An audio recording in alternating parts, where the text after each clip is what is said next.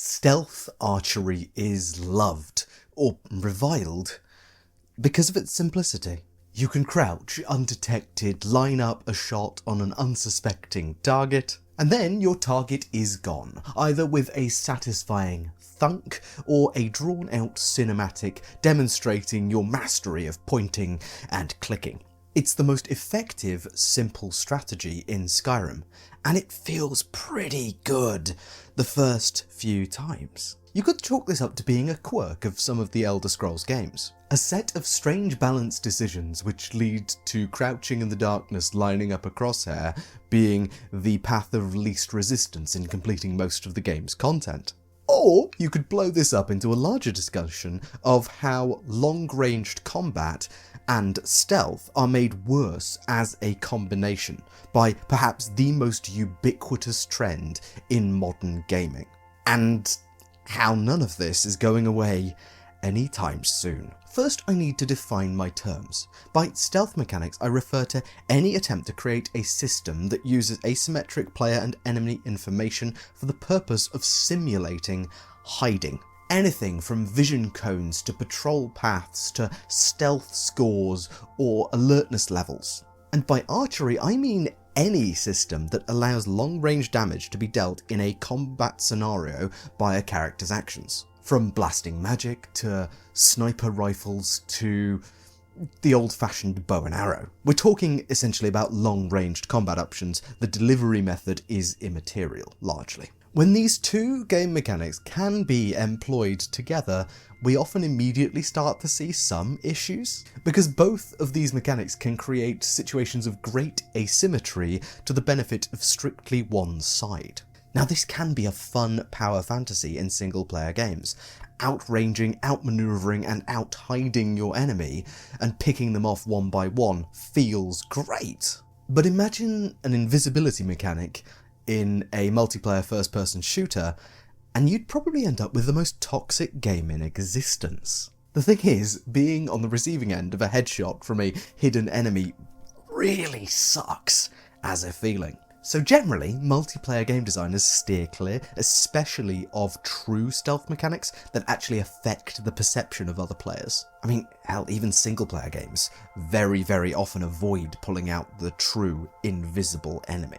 And yet, there's a point in almost all stealth-based RPGs where you have enough upgrades unlocked that you kind of feel invisible. This is all broadly fine. Stealth and archery, even when combined, aren't a huge issue in a great many games. Blasting from a distant or hidden spot is only as good as your ability to hit, deal significant damage, and your target's ability to damage, reach, or even find you. These are all levers that can be adjusted by a developer or a game master to make stealth archery feel more or less powerful or fair, depending on what playstyle they seek to promote in their games. As a very crude example, if you build a boss room with climbable rubble and a second floor balcony and give your floor-bound boss a wind-up throw attack that releases after a second of seeing the enemy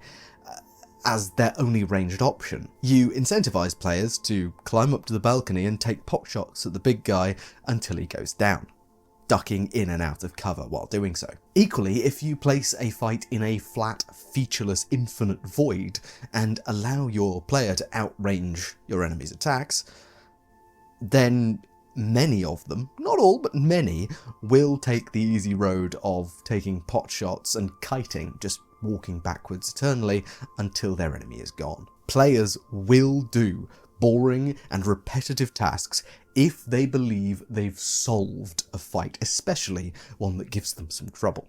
And even if they're not having trouble, first order strategies like these, the most immediate thing that you can reach for that does kind of okay against most enemies, is something that players tend to do. There is a famous game design phrase, players will optimize the fun out of your game. But this isn't even necessarily optimization, it's just the path of least resistance to get the job done.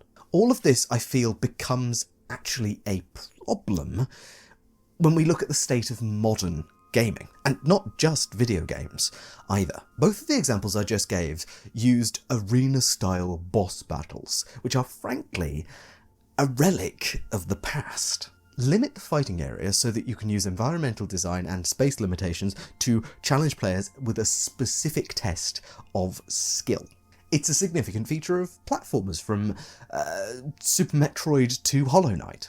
And it even makes its mark on 3D gaming in the Souls-like genre. With the development of role-playing games as a genre, really, since the 80s, we've started to see these move further and further away from locked-in boss-style rooms in favour of open-world game design, at least semi-open-world game design, and freer player expression. As I said, it's not just video games either. Dungeons & Dragons has evolved from a dungeon-crawling simulator with exploration and roleplay elements into much more of a free-form role-playing game, where even the dungeon is often replaced with more open and varied environments to aid verisimilitude in people moving through a fantasy society. Because it doesn't always make sense for a head of a compound or a big boss monster to be sitting waiting behind a specifically marked door. A door that for some reason is going to close and lock behind you as soon as you go through it. Nor does it make sense, at least not on a realistic basis, for them not to try and desperately find the source of the arrows coming from somewhere in the darkness, and just kind of give up and start going back to their starting position, or to just chase down a ranged threat. To allow for more dynamic and, dare I say, realistic enemy behaviour, while also eschewing locked boss room style encounters, you allow players more freedom in movement, environment use, and planning. As long as players have freedom to use the space you give them however they want, though, shoot, run, hide, and shoot can be a pretty easy loop to fall into. It might become the path of least resistance, especially against really scary enemies or enemies that can't really hit you back from range. Again, this feels like quite a video gamey problem though, because sure, you can stealth archer the two guards on the gate in a compound, one of the indiscriminate multiple identical compounds spread out across a wide open world map, in a certain modern type of AAA open world game, and then methodically take out all the guards in the compound in a kind of nice sequence before eventually dealing with the boss, who's got 5 times the health, so you retreat to a nearby hill and take pot shots until he dies. That could all be chalked up to a failure in pathing, alertness mechanics, and decision-making trees for enemies, though, in a video game. So, again, let's look to the freest form of role-playing games, the tabletop RPG. In these games too, archery, especially when combined with stealth or invisibility mechanics, is also a problem. There's a common meme about D&D's 2014 5th edition that the Tarrasque, a world-ending Godzilla-like threat, can be utterly and completely annihilated by a level 1 character as long as that level 1 character can fly and carry lots of acid.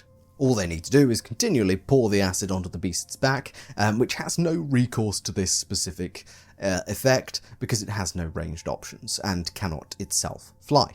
This is an extension of the stealth archery problem, just in a third dimension. Asymmetric opportunity to attack can just lead to tedious, instant but nowhere near instant wins against enemies that just can't even the scales. Of course, contributing to this sort of playstyle is the very gamey but also fairly accurate assumption that the more you've explored and cleared of a dangerous, terrifying location with monsters in, the more space you have to then retreat and kite and hide when facing the next enemy coming, which is more likely to be stronger than the one you've faced, based on, again, video game logic. So, to sum up, open world game design philosophies contribute to the broadening of player options and environments where combat can happen. But if enemy design does not account well enough for stealth or feature ranged options to threaten players, then stealth archery or spell blasting or just sniping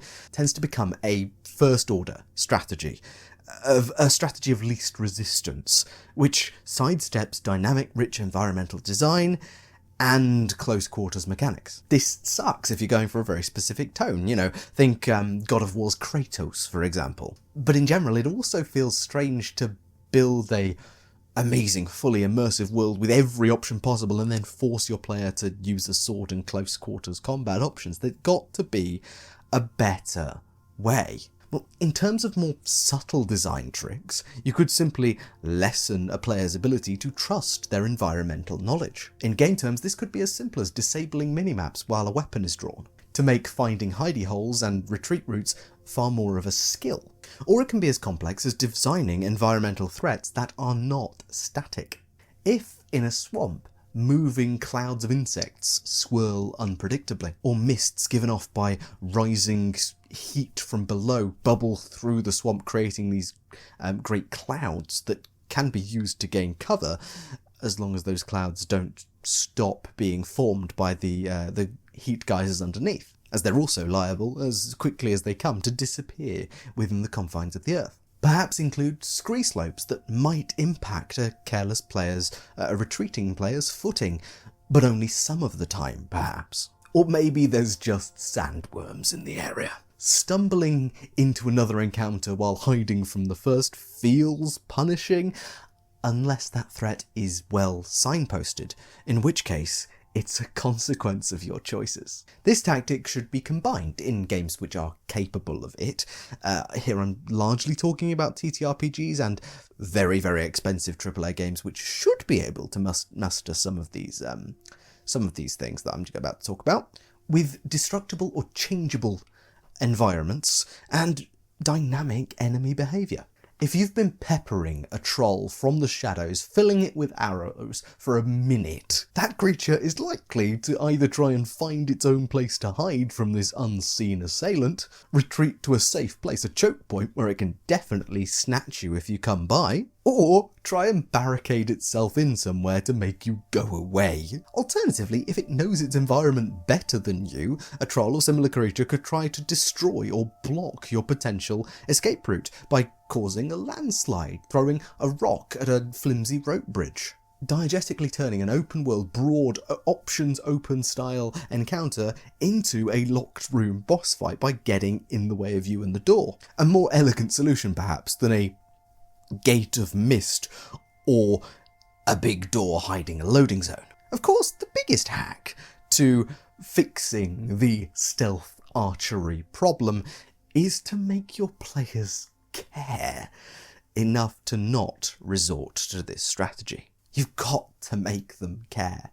It's already fairly commonly said that in game design circles, especially in narrative-focused tabletop games, that fights are made far better through secondary objectives. It incentivizes behaviour other than hit hard, hope we kill them before they kill us, otherwise the game's over, loot their corpse afterwards, and move on to the next fight. And secondary objectives can generally lead to creative uses of abilities that often otherwise get ignored. Going back to our cave troll example, perhaps the cave is filled with rare mosses that won't react well to having rocks thrown indiscriminately at them, thereby incentivizing you to engage the troll in close quarters combat. If the players want to collect all of the moss, that is. Ticking clocks are also a very good tool for incentivizing other forms of engagement than the most passive and defensive ones. For example, the troll has a captive, but there are other ways to make players care.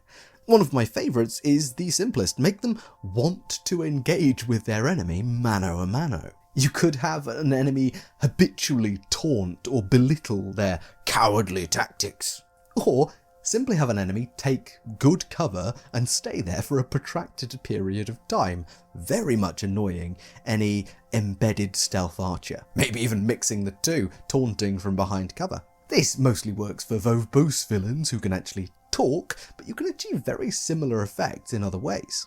make an enemy make a show of trivialising a stealth archer. It doesn't take much brain power to go around the nearest corner and wait to see if they can still hit you from there. Equally, if it's become important for your player's story to meet this enemy face to face, they will tend to do so, especially if they know that by shooting and ending their enemy from far away, they're missing out on a special interaction or a "What? You survived!" Another option you can take to make your players at least reconsider their choices, care about the choices they're habitually making, is to show them the negative downsides of said choices. Imagine, on the way down to our troll cave, there was a ledge that you could look over, at the bottom of which was a group of the troll's minions celebrating some great hunt. This ledge is the perfect vantage point for stealth sniping. Or you could walk along this ledge, bypassing it simply by the power of stealth alone to get through a secret top entrance into the troll's boss chamber, as it were. Of course, alternatively, you could climb down the ledge and go and face these minions mano a mano and smack them around before the troll eventually comes in a few seconds later, surprised at all the commotion and surprised that you're there to fight it. If the players choose to sneak along the ledge, not ignoring the creatures below them and entering through this secret entrance, then later the troll may have minions alongside it. Or the minions may be in good position to harass and harangue your party from behind. If they choose to take out all the celebrating minions from above, stealth archery style, well then either the troll is alerted to the fact that his minions outside are dying and he needs to get to cover or get prepared to fight, or a few minions escape and forewarn said troll. Because in this case, the troll might not burst and storm into the room, seeing a group of people with weapons drawn and going to fight them. If it bursts into a room and sees nothing except the corpses of its allies with arrows sticking out them, it may decide to use that door as some very good cover and get out of there and make preparations to keep itself safe from said unseen arrows. It's only by making a pitched battle against its minions that you can draw the troll out. Draw the troll by taunting it into your weapons and create a fight which is outside of the troll's central lair, its boss chamber, again, if you will. At which point you can already have set up an stealth archer on the ledge behind to actually make advantage of this new room. As long as you make the decision to do things slightly differently, you can get different rewards from doing different things, and choosing a style to fit not only your own abilities but to fit the situation is an important part of creating a dynamic, living, feeling world. That has consequences for actions. You can make your players care about the combat choices they make with roleplay, mechanical or meta reward senses. But as long as you do so, every so often, with the occasional, distressed captive or rare herb that is vulnerable to whatever the enemy is doing, you can break the stranglehold that stealth archery has as a first order strategy, without removing a feeling of a rich, living, open world. All it requires is a bit of effort, planning and critical thought about what enemies might actually do when faced with the threat that a player represents. So yeah, maybe this problem is sticking around in our open world AAA games for a long time to come. But with that rather cynical remark aside, I hope you've enjoyed this slightly different way of looking at games and the interactions of people and systems that is endlessly fascinating.